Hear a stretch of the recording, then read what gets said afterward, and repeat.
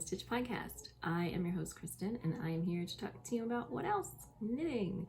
I will also be talking about knitting pattern design, other goings on in the fiber arts community, and as usual, you'll probably hear me mention Diego Luna at some point along the way. Thank you so much for joining me for this episode. A special thank you to my Patreon patrons for their support, keeping the podcast going.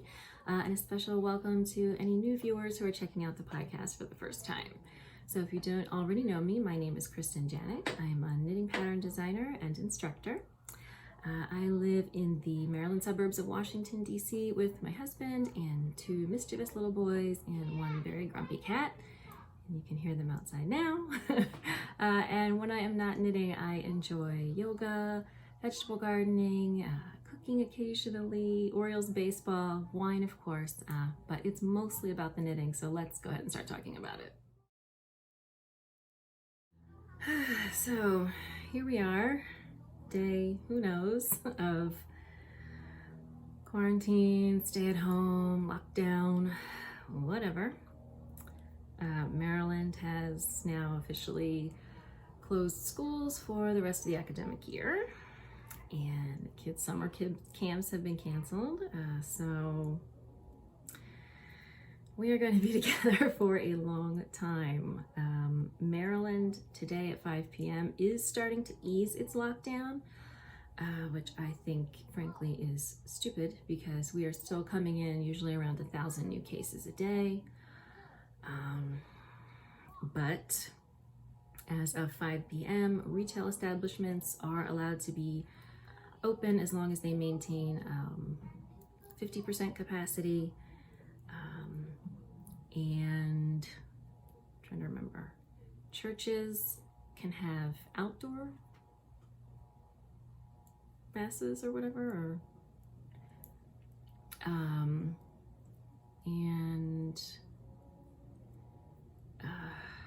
there are a few other restrictions that have been eased. So there's still, no going out to restaurants or bars, but some other types of businesses can now operate. Factories. I don't know how many factories we have in Maryland.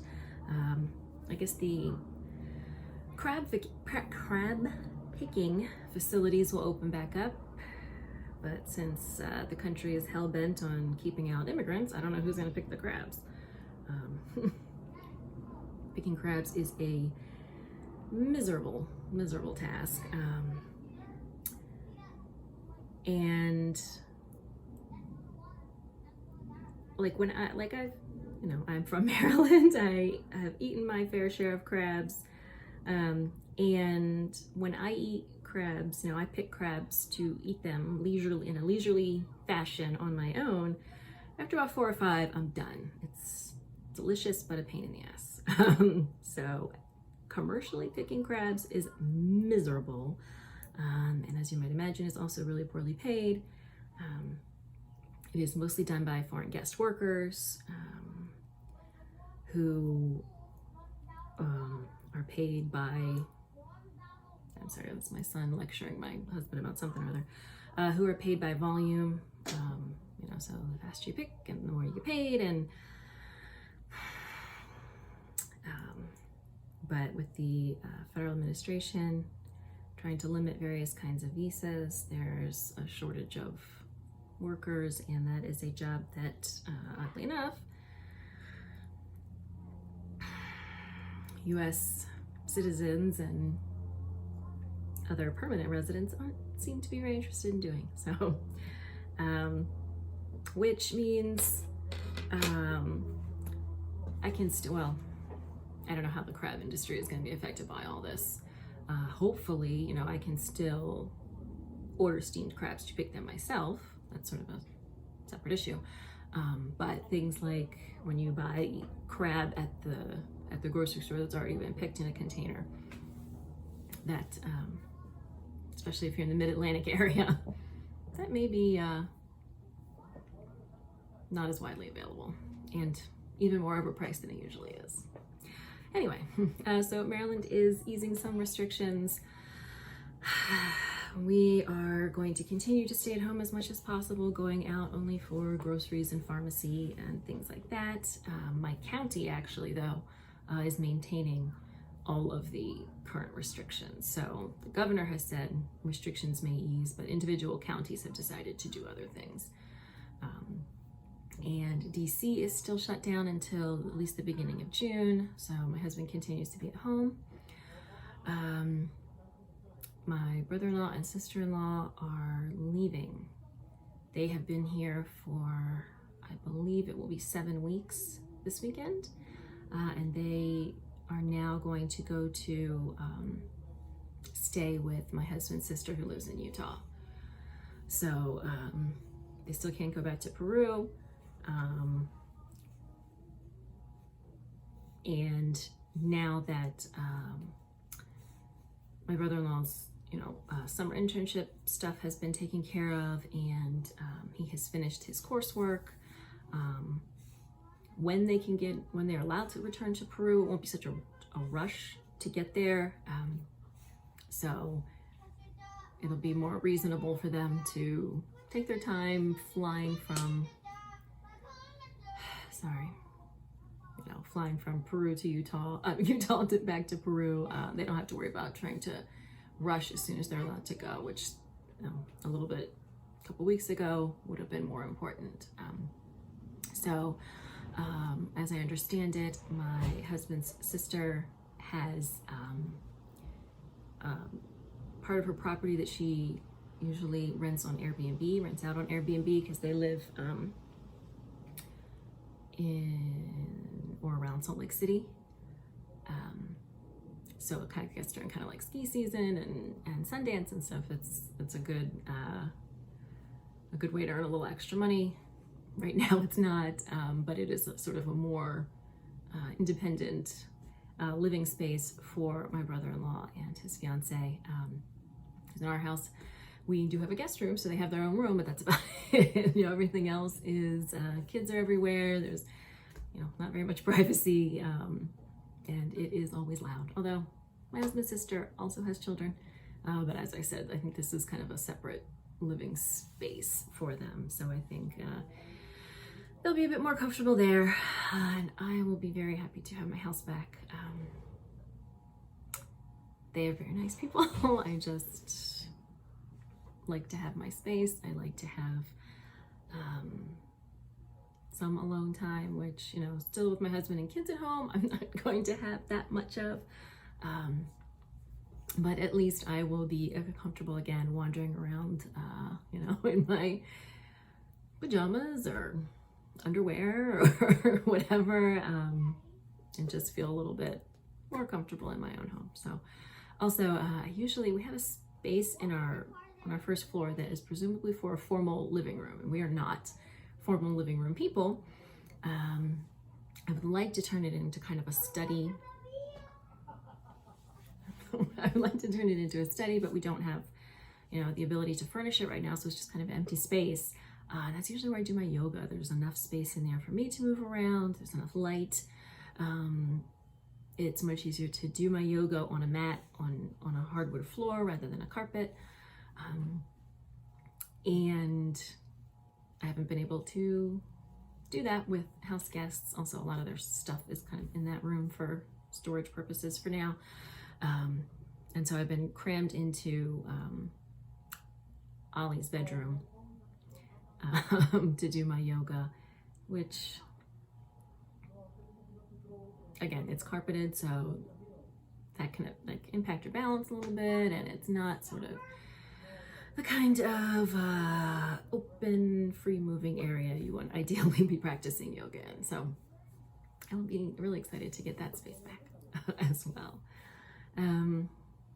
As far as, general life goings on around here, obviously not a whole lot. We did have Mother's Day. We did decide to relax our social distancing a bit. So my dad and my sister came to visit for Mother's Day. We have all been staying at home, only going out for groceries. My dad hasn't been going out at all. My sister's been doing his grocery shopping. He's 72. So obviously we were especially worried about him. but everybody has been staying at home, working from home, minimizing, you know, outside contact. So we thought after this many weeks, and we've all been very cautious, it would be okay to get together for a few hours on Mother's Day. And we did spend most of the time outside. The weather was nice. Finally, the weather is getting nicer. And so shared some food and some wine and got to talk and see other people. We did minimize contact as much as possible for the most part, but as it turns out, Ollie is just way too cute, and everybody has to hug him and snuggle him. He really is a snuggly kid. So that part didn't work as well, but other than that, we managed to sort of minimize our physical interactions, and it was really nice to see my dad and my sister and talk to other humans and feel a little bit more back to normal for just at least that one day. So if you recently celebrated Mother's Day and was in the light, happy Mother's Day to you. I hope you were able to have a nice celebration despite the situation. And I think that's enough sort of undirected rambling. Let's go ahead and start talking about some knitting. Alright, so I wanted to do a little update on progress with my dye garden, which, you know, frankly isn't very much. We had a cool, wet spring that is lasting well into May. So we just haven't had a lot of sun, and it has been too chilly, really. So you can see there's not a lot of growth here. So this is one of the first things I planted. This is the Black Knight Scabiosa. And this one over here is the Indigo. And I do have a few other things sprouting. I didn't label all of them. So I don't know what this is. Something. And I think this may have been a marigold. Not sure. And that's my children fighting. And again, not sure what this is. This I think might be another marigold, I think. Could be a weed that flew in there for all I know. Maybe this afternoon. This, don't know, something. And no, this one, I believe that's the Dyer's Coreopsis. So that has at least sprouted. I thought I had labeled a couple more of these, but apparently not. So definitely I have planted, I think a hollyhock, some madder. No, not now. Tango Cosmos, Dyer's Coreopsis, or Dyer's Chamomile, or both. And then you can see I've got a few that aren't, doing much of anything. So that's where it stands for now. All right, on the needles, off the needles. I don't know about you, my knitting mojo continues to suffer. I feel like I'm knitting a row and then I'm checking the news or whatever. But I have started one new project, and that is that I have started my Ripple butt shorts. That's what it is so far. So you just start with the drawstring cord, the I cord for the drawstring. And then from there you will cast on the waistband and either fold it over the drawstring and sew it shut.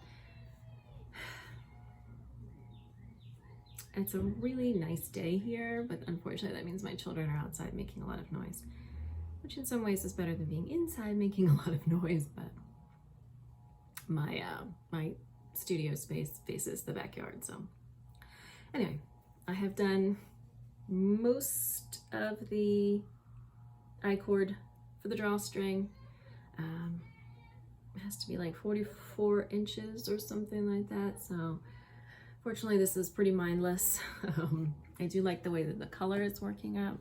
So this is just Grillo is gorgeous and I love it. I can't wait to see how it works. It's almost stripy, so I can't wait to see how it works up in the actual shorts. But this is as far as I have gotten, is just starting the drawstring. Of course, I have been working on some designs. I did finish that giant project that I had to finish before I could do other things, so I can't show you because it's for a magazine, but it is done and I'm so thankful it's done. I do have one other project kind of looming over my head, but that's not due until August, so I've got a little leeway on that. Anyway, so I did get that finished, which means my knitting time has freed up a little bit. So I was able to start my ripple butt shorts. And I also managed to wind the yarn for the Lionheart shawl. I keep my Swift and ball winder in our dining room, which we do not use we don't use it every day. It's we use it for when we have guests for dinner, but otherwise we eat in sort of the small dining area off of our kitchen.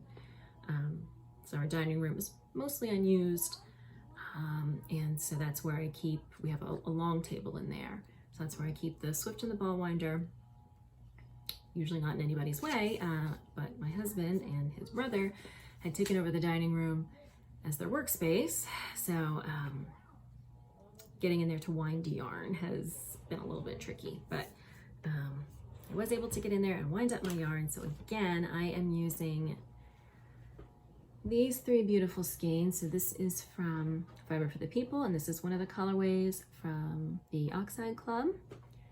This is from Pachinko Yarns, which is the natural dye cooperative from Cusco. And this is Magpie Fibers. So they have all been wound up, and I think I've decided how I'm gonna use them. They mimic these colors a bit, except you can see here that sort of neutral is a solid, and mine is more variegated. But because of that, it's maybe hard to see in the picture, but there's some lace up in here that is worked in that neutral, and I think that might get lost.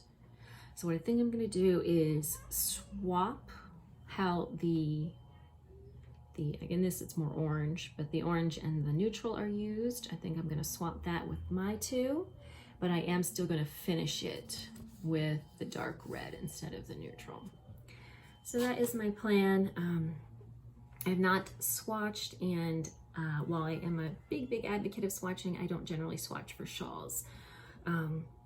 For starters, it's easier just to start and see if you like how the fabric is working up, and if not, to pull it out and switch needle sizes. Second, gauge is obviously not super important because the shawl does not need to fit you.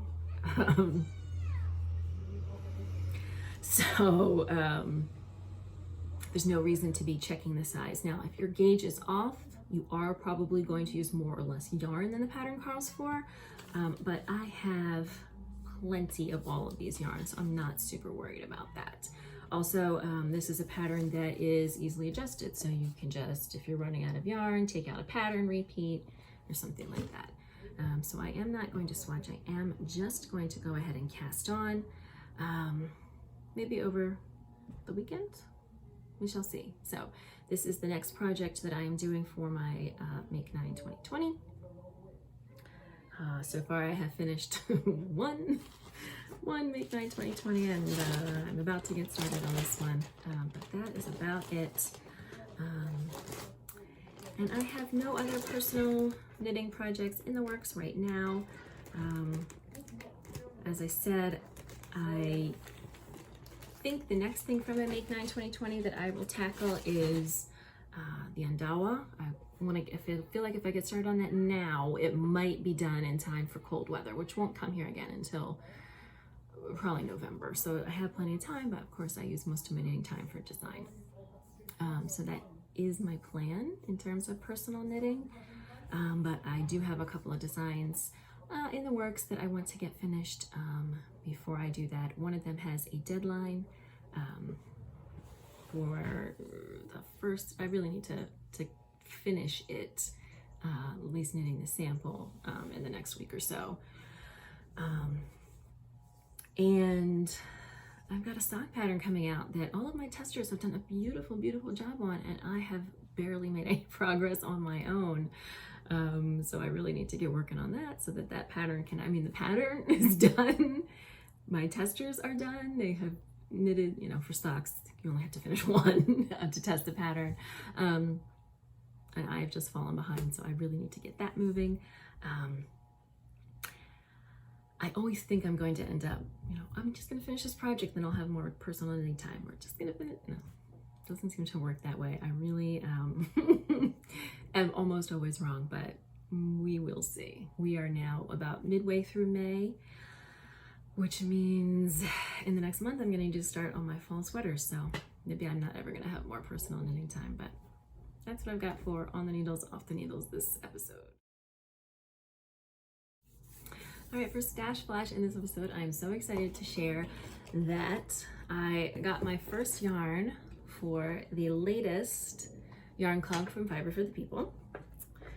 So if you are, I'm sure everybody has received their packages by now, but just in case, if you are in the Fiber for the People Values Club and you have not gotten your package, don't watch this. But again, I got this about a week ago, so I think probably everybody has their yarn by now. So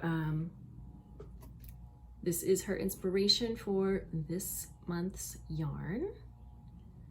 And here is her beautiful yarn. So you can see all kinds of various reds in here. And it is called Garnet, so that seems about right. This is, you can see some purples in there. This is generally speaking not necessarily a color in my, you know, that I might have picked on my own. But again, she just did the most beautiful job with all of these gorgeous colors that are in here. So I got the yarn on the Superwash Merino single base. I would use this for likely a shawl, probably in combination with some other yarns. I'm so full up on sock yarn, and so I like the weight of the yarn, but I just didn't want any more sock yarn. So I figure if I get it this way, it's not technically sock yarn, it's shawl yarn. So this is, again, a beautiful color. It might even combine with some of her colors from the last club. We'll have to check that out and see how they combine, because I am still looking for yarns for one of my Make 9 2020 projects, and it's a shawl, and I really want to sort of work from stash on that. So beautiful, beautiful yarn. She has all kinds of special information about this just for the club members this time. I will admit I have not had time to look at it, as my life is now basically homeschooling my children. I hopefully this weekend, you know, last weekend was Mother's Day, and which of course was lovely, but it cuts into my work time instead of, you know, spending most of the weekend working. I wasn't, but so hopefully now this weekend will be almost entirely work, especially since my husband and the kids are going to take my brother-in-law and his fiance to the airport. Of course, they're going to stay in the car, but everybody's going to leave the house, and that's going to be for like there and back. That's almost 2 hours. So looking forward to that. And then hopefully I can look and see all the behind the scenes stuff that she gives us, which I am endlessly fascinated by.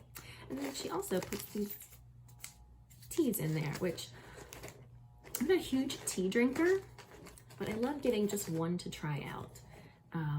Because there are, you know, a few teas that I like. It's just that I hate to buy a whole box and then be like, I don't like this. Also, we have a lot of tea in this house for people who don't drink tea. I mean, I almost always drink coffee, and if I drink tea, it is usually one of a few, handful of teas that I've tried and liked, but we seem to have accumulated a lot of tea. A lot of it seems to be from Peru, so I'm going to assume that my mother-in-law keeps bringing it here and leaving it. My husband doesn't drink tea. We have like at least 8 boxes of different kinds of tea in our pantry for no reason at all. But like I said, I don't like to buy a whole box, find out I don't like it, but it's so nice when she sends one. And then I obviously haven't tried this one, but one of the ones she sent last time was green tea and mint, and that was delicious. So I'm gonna have to keep an eye out for that. So that's one little stash flash. And then I got this bag of mini skeins from Forbidden Woolery. These are all, as I recall, her Harry Potter colorways. And this is to create a project all together, a design using these Harry Potter inspired minis. That won't be until much later this year. It's so nice to have them early though. So I got a whole bag of colors to play with. That should be lots of fun to work through and see what I can come up with. Mini skeins, I mean, usually your best bet for that is going to be some kind of shawl. And I'm already doing a mini skein shawl, which I'm going to talk about in a later segment. So I'm not sure if I'm going to do another shawl or how that's going to work out. We'll see. There are, I'm going to say almost a dozen of these, and they're 100 yards each.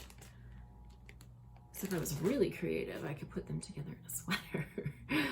But I think that kind of defeats the purpose of mini skeins, having such a big project. So we'll see, but all kinds of fun colors in here. And of course, we are still big fans of Harry Potter in this house now that my oldest son is getting into Harry Potter. We are currently reading book 3, which I'm really excited for because the first 2 movies are not great. I think it really hits its stride in the 3rd movie, and so I'm really excited to start watching the movies that I enjoy more with him. So that is the latest additions to my yarn stash for this episode. All right, in this episode, I do have a few things to show you for Adelante, where I show off upcoming designs that are in progress. My light just changed. The thing that I believe already said that I've not made progress on is the sock design. As I said, the pattern is done, my testers are done, but my sample is not done. And I'm very happy with the design. It was inspired by the witchcraft hat pattern that I published last year. It's slip stitch patterning that uses 2 really beautiful colors from the fiber seed playing together in the sock to create an all-over pattern. But in terms of personally what I liked for sock knitting is either no pattern or a pattern that I can memorize super easily. So I hate having to sit there with a chart for my own pattern, which is ridiculous. But everybody has their thing. So plenty of people out there have no problem with working from a chart or working through a stitch pattern that they can't memorize and they have to keep checking. That's fine, and I don't mind it for other projects, but for some reason for socks it annoys me, and so I can't even seem to finish my own sock pattern sample. That's really sad. But what I have made progress on, I'll show you this one first. This is again the shawl that I am designing for the Fiber Arts Studio Tour here in Maryland. And that is going to be, of course, virtual, an online tour this year, which I think is allowing them to have more participants. And that is the first weekend of June. I keep getting these, with the strings hanging all over the place so you can see it. Okay, so I have made progress on that. As you can see, this is a triangle shaped shawl that is worked from one corner. And again, what I'm doing for this is I'm using 6 neutral mini skeins and then 4 mini skeins that are like a pop of color, which all happen to be sort of green tinged. They're from different dyers that are participating in the event, but they all came out at least a little bit green tinged, except for the one, the white one here. So what I did was I wound the neutral minis into a gradient, and I'm using that as sort of a background, and then I'm adding in the pops of color with the stitch pattern so that it, rather than look like sort of distinct, like a sampler where each section is a distinct pattern, I'm sort of blending the colors together more. So you can see here I transitioned from a dark brown to a lighter brown, but I maintained the stitch pattern with the pop of color, and then I switched to the same stitch pattern with a different pop of color. And then so again, I've been slowly transitioning. Now I'm working in a cable pattern. So I was using the darker brown, then I transitioned into a lighter brown, and then I switched from, after I did that transition, then I switched from one pop of color to another. And that is, this pop of color is still working with that even paler brown here. So this is my primary focus right now. I need to get this finished up. And I've got, let's see, I'm working on with the 3rd pop of color, and have just recently switched to the 3rd neutral. So I'm getting there. I'm making progress, and I'm really hoping for some big progress this weekend. So we shall see. I'm still working on keeping this pattern sort of beginner intermediate so that it is accessible to everybody who is participating. So some of these stitch patterns look a little complicated, but they're not. They're just slip stitches and simple cables. So right now it is a slip stitch cable pattern. If you follow me on Instagram, you may have seen on my stories where I posted a chart that had no key, and the only thing indicated was that it was Russian. So maybe they use different stitch patterns or different chart symbols, and a couple of symbols were very obviously cables, but I wasn't sure what the other ones were. But this is the result of that. So it's a slip stitch, so that you're slipping, you know, your cables over sort of a background color. So that's what that is, and that is making good progress. And then I'm excited to share that my project with Fiber for the People is done. I'm going to give you a little peek. More information about test knitting is going to be coming up, and Taylor had previously mentioned she might be able to do kits for testers who are interested in these custom colorways. We haven't worked out all the details for that, so I don't want to get anybody's hopes up, but I do want to give you a peek at the sample and just let you know that more information about test knitting, if you're interested, will be coming up very, very shortly, and the best place to find out about that is probably going to be on my Instagram. So hang on just a second. Here it is. It is all done. So you can see a little pleat in the front just to give it a little swing. It has a little bit of an A-line shape. The bottom hem is worked in just the fingering weight. Then the body is worked in the fingering weight and the mohair together, and then the top is just worked in the mohair, so it is slightly see-through. I tried it on earlier with a skin-colored bra, and that worked perfectly. And then the back, no pleat, but a little bit of a V-neck, and then you can see it has just the fingering weight trim around the neckline and around the armholes. So I'm very happy with this. It is adorable and sort of like a playful design, but it's also very simple. Other than the pleat, which A, is really not that hard, and B, I'll be doing recording a tutorial for. This is just mostly stockinette. And so I think it's just a really cute piece. I'm really happy that it's done. I did have to rip back a couple of times. You might recall that I had basically finished the body and my gauge was off and it was way too big. Hi, cat. And so I had to rip out the entire body. And then my armholes came out a little bit too long. And that's sort of a guessing game because the amount of ease you want in armholes is going to be larger for a sweater where you want, you know, space to move your arms. But when a sleeveless top, you don't need all that space and you want it to stay close to the body. So originally armholes were coming out too long.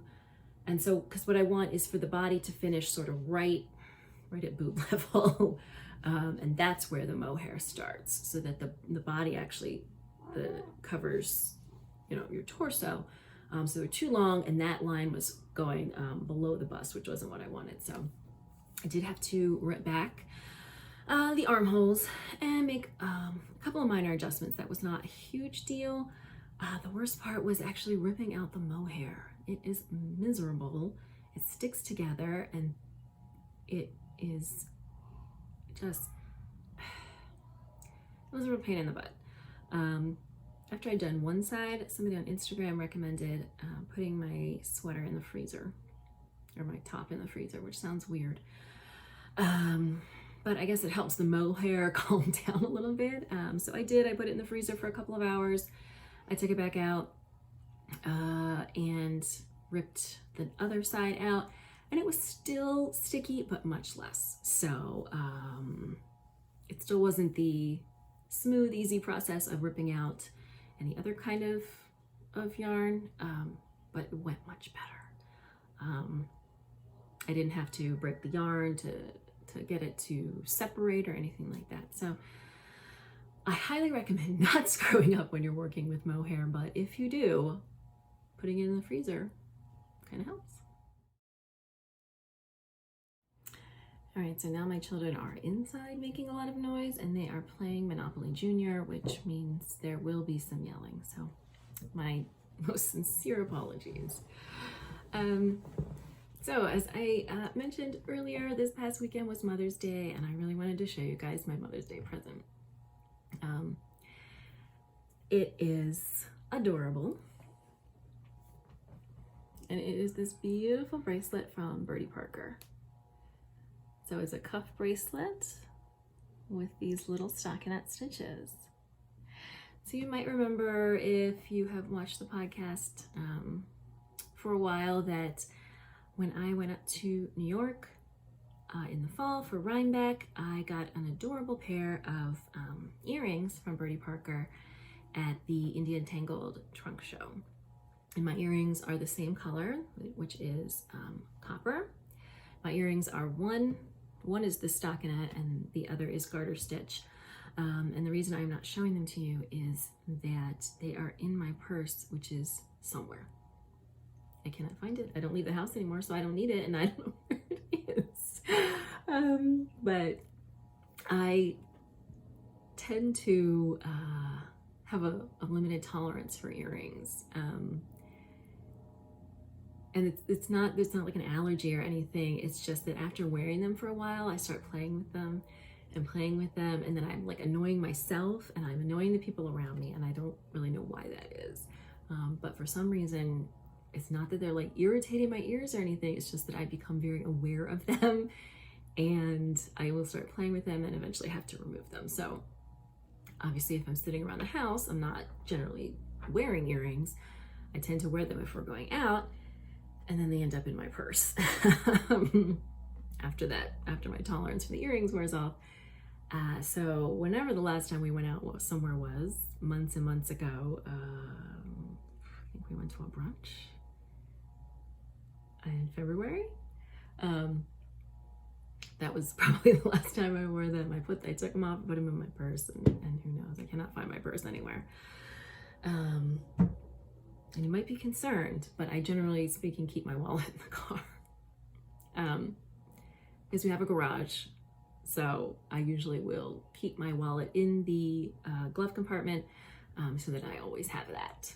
So that if I have to dash out, I don't need to be looking for my purse. I know that my wallet is already in the car. So purse is missing, earrings are in the purse, but I do have this pretty bracelet. So I had just recently, I think, seen this on her Instagram or something like that, and kind of added it to my wish list. And I guess my husband was paying more attention than usual. So I got it for Mother's Day. It comes in 2 sizes. It's adorable. And I believe also you can get the garter stitch, and it comes in different colors. So I think gold, silver, copper, and maybe one more.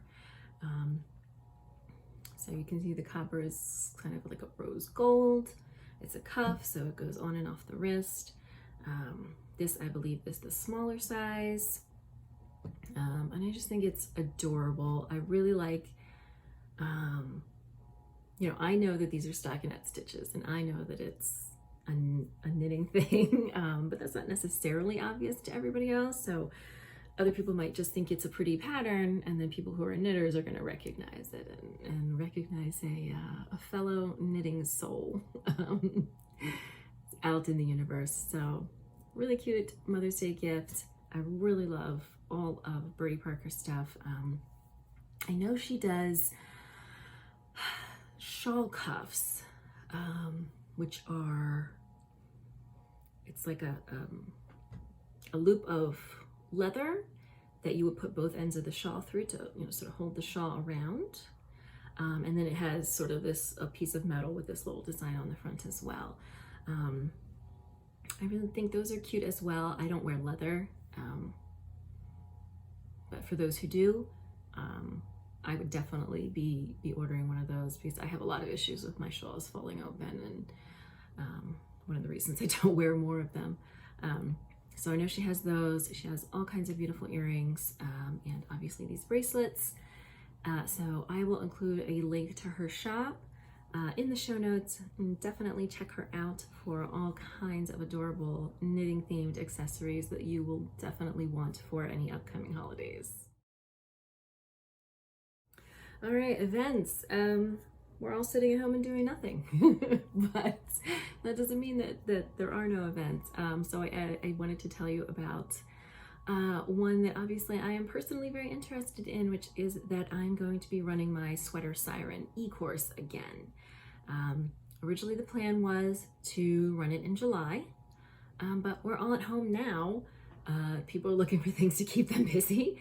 So I decided to go ahead and bump it up. So it is going to be starting on June 1st. Enrollment is now open.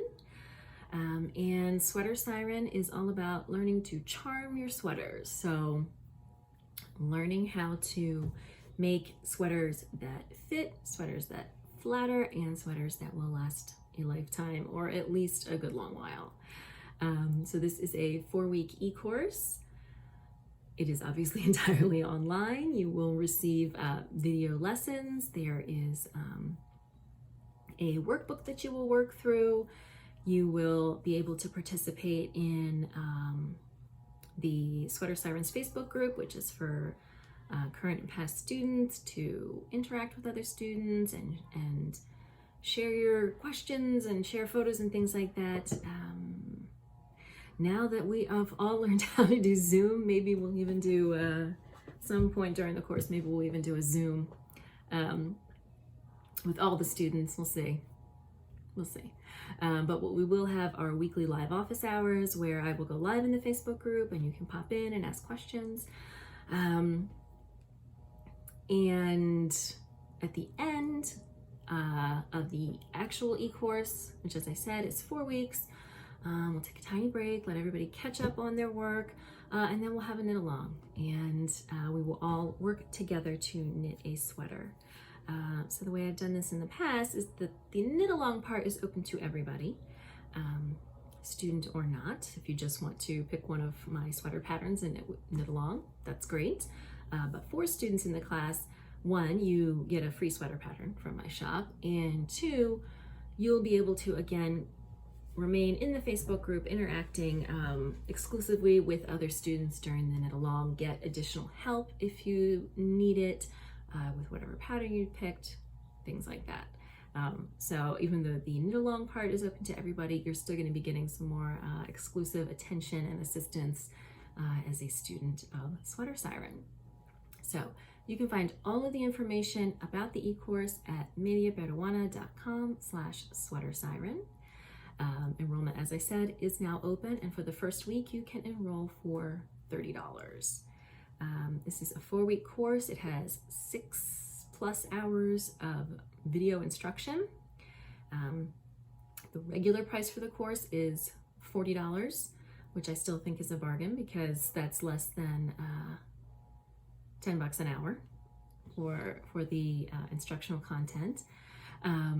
But again, for this first week, $30 to enroll for the whole 4-week course, and the course is going to kick off on June 1st. So the way that the course works is that on Mondays you get an email from me with your lesson for the week, links to the videos. You get to vote on your preferred time for office hours. And so at any point during that week, you can watch the videos, at your own pace. If you are not ready to get started right away, you're going to maintain access to all of the course materials forever. So maybe you sign up for the course and then something comes up and you can't focus on it. You're still, you have to wait 2 weeks. It's still all going to be there for you. The only thing in that case that you're going to miss out on is the live office hours. So I would not say it is entirely self-paced, because you're going to get lessons delivered once a week, and then the next week you get the next set of lessons. So there is sort of a flow to it, but you're still going to be able to set your own pace in terms of how you consume those lessons. So even though you're not going to get all the materials all at once, after 4 weeks, you will have all the materials. And if you decide to wait and work through it on your own, that is entirely up to you. But hopefully you'll be able to participate. It is really fun to see other people's projects and see how they're learning, and people are sharing tips and tricks, and it's a lot of fun. So if you are interested in learning more about sweater knitting, so I will know you do need to know how to knit for this e-course. It's not a learn to knit course, but it is a learn. It's not the physical learning how to knit a sweater, because knitting a sweater is just like knitting anything else, knits and purls. But it is learning how to make sure that your sweaters fit correctly, learning how, what measurements are important, learning how to adjust sweater patterns to fit you, learning what kind of adjustments you can make easily, what kind are going to require a little bit more math, how to pick the right size for you, and then once you've picked that size, how to make adjustments if you need to fit you personally, because all sweater patterns are based on a set of standard averages. And humans, generally speaking, are rarely average. So you may have broad shoulders, or you may have a short torso or a long torso. You might have longer arms, or maybe you have skinny wrists, whatever. Chances are you are not 100% average. Nobody is. And to get a sweater that fits you exactly like you want, you can still work from a pattern. You have, the key elements there, but I'm going to show you how to maybe make some adjustments to get a better fit or more flattering fit. We're also going to talk about how to maintain your sweaters so that they last. We are going to talk about swatching and gauge. And then we're going to get a little bit into the basics of starting the math if you are interested in creating your very own sweater from scratch. So it is a pretty comprehensive course all about sweater knitting and the elements that go into sweater knitting. I think it'll be fun, and I think you'll learn a lot, and I think you'll get sweaters that fit you exactly like you want, I hope. So again, the class starts on June 1st. Enrollment is open now. you can go to mediaproduana.com/sweatersiren for all the details and to enroll. And I hope I will see you in class. Thank you so much for joining me for episode 20 of the Hilo and Stitch podcast. You can find everything that I talked about linked in the show notes at mediaproduana.com/Hilo and Stitch. Special thank you to my Patreon patrons for supporting the podcast. If you would like to find out about ways you can support the podcast and Media Produana Designs and get some perks and bonuses and free patterns and things like that, you can hop over to patreon.com/mediaproduana. Past and future episodes of the Hilo Stitch podcast are right here on my YouTube channel, as well as my free knitting tutorials and my Knitting Design Studio vlog series, where I go more behind the scenes on knitting pattern creation. So if you enjoyed this episode or any of the other content on this channel, I hope you will subscribe, like, share, comment, all of that stuff that helps to increase the reach of the podcast and my YouTube channel. If you are looking for me on social media, you can find me on Instagram and Ravelry as Media Produana, and I will see you next time.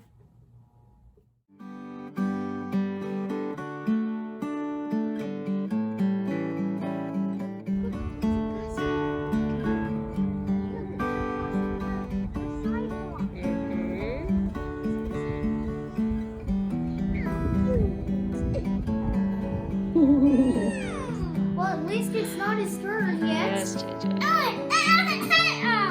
She just wants to play Monopoly. She doesn't? Silly kitty. There's Danny the cat. What's this crazy squirrel doing? He's climbing up the screen. Or she. Silly squirrel.